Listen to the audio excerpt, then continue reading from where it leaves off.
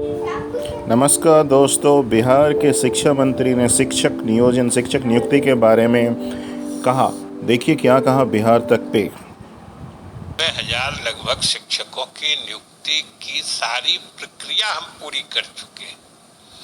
सब लोग जानते हैं कि मामला न्यायालय में लंबित है और हम लोग बार बार न्यायालय से आग्रह करते हैं कि बाकी शुरू में तो कुछ दूसरे कारण से बात न्यायालय में गई थी, उन सब का निराकरण हम लोगों ने कर दिया या स्थिति स्पष्ट कर दी। अब बात विकलांगों के आरक्षण की है। अब सरकार की पारदर्शिता समझिए और इससे इस बात का आकलन किया जा सकता है कि हम लोग कितना चाह रहे हैं, तत्पर हैं नियुक्तियां करने के लिए, कि हमने न्यायालय से कहा है कि आरक्षण के मामले में आपके हिसाब से या जो भी नीतियां हैं, अगर उसमें कोई दिक्कत महसूस हो रही है तो उतने पद हम रोक देते हैं, उतने पद उन लोगों के लिए छोड़ देते हैं, आरक्षित कर देते हैं। शेष पदों पर नियुक्ति करने का हमको गो हेड दिया जाए, उसकी इजाजत दी जाए, क्योंकि हम लोग हर हाल में जल्दी से जल्दी करना चाहते हैं और आपको जरूर हम बताना चाहते हैं और आपके माध्यम से हम बिहार के जो भी योग्य अभ्यर्थी हैं या जो भी उससे जुड़े हुए उनको भी बताना चाहते हैं कि हम लोग इस बीच में भी बंदी में भी हम लोगों ने स्पेशल मेंशन करके जो हमारे मुख्य न्यायाधीश हैं उनके सामने तिथि भी निर्धारित कराई थी। लेकिन ये हमारा दुर्भाग्य था कि जो तिथि निर्धारित हुई उससे 2 दिन पहले हमारे मुख्य न्यायाधीश महोदय ही कोरोनाग्रस्त हो गए। वो लगभग 20 दिन 1 महीना बीमार रहे, अस्पताल में रहे, जिसके कारण मामला चल गया। अभी हम लोगों ने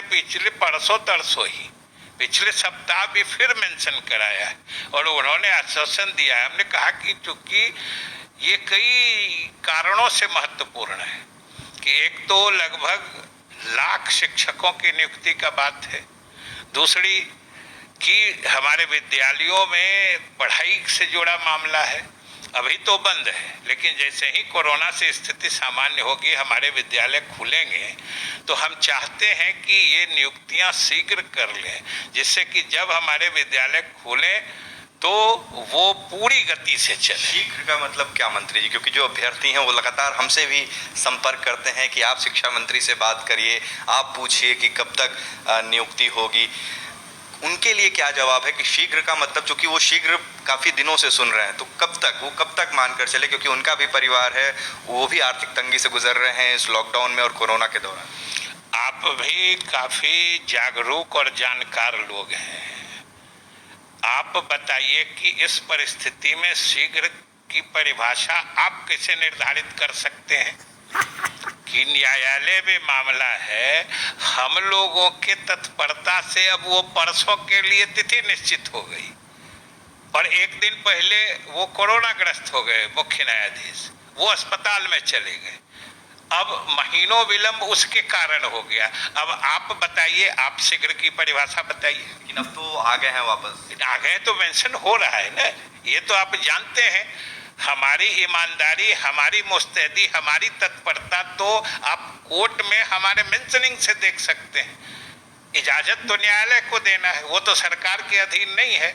हम तो आपसे भी अनुरोध करेंगे कि मीडिया की तरफ से न्यायालय तक हमारी बात पहुंचा दीजिए कि हमको इजाजत दीजिए।